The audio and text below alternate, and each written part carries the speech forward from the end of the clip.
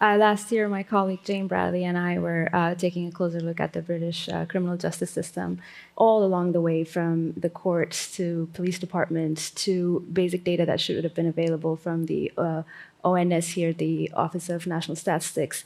There were so many impediments along the way, but part of it is, court documents that we just take for granted would be accessible to the public and in the public's interest were not necessarily so.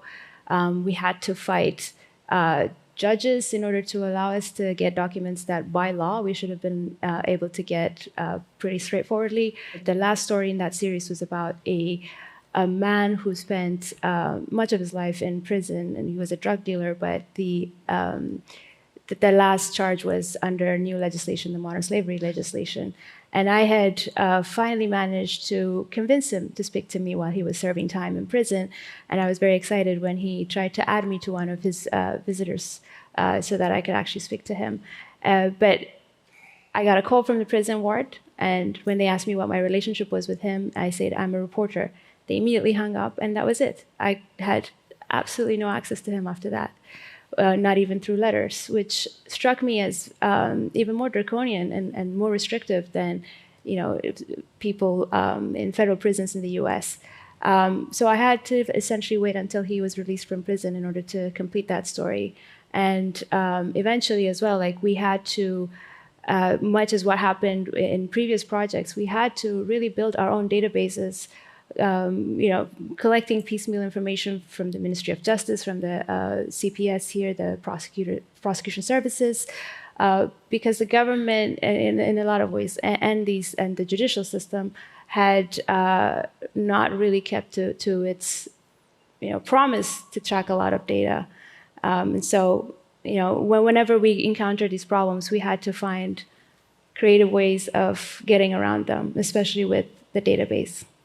Yeah, it seems striking that you worked previously in New York, coming then to the UK and finding that the British system is a lot harder to navigate. There is less natural transparency, and yet there is tremendous libel tourism in England. So there seems to be a problem in the country with respect to how you can prosecute the journalism as effectively as possible. So how do you get around that stonewalling? I mean, what techniques do you use to try and not only figure out what you should be investigating, but keeping the investigation going? Right. So I'll give you another example. We had a project taking a look at the European farm subsidies a few years ago. And it is the biggest ticket item on the budget. So it's about 65 billion at that point. And we thought, well, there has to be some internal scrutiny. All these, at that point, 28 states must be keeping that data. And other journalists in Europe had done some work on that, in about a decade earlier than us. And we also knew that there were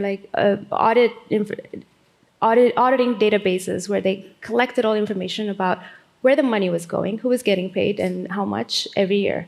And so we thought, well, we should be able to access that. This is Europe, after all. And we expected a lot of transparency.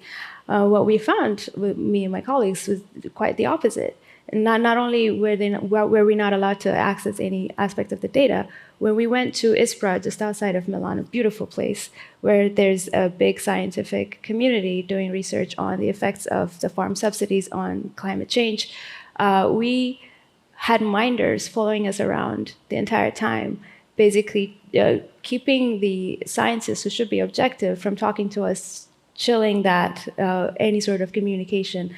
So all along the way, we just encountered, again, as a journalist, for me, when I see a wall like this, especially if I don't expect it to be there, it makes me even more determined to get behind it, to get around it. What are you trying to hide?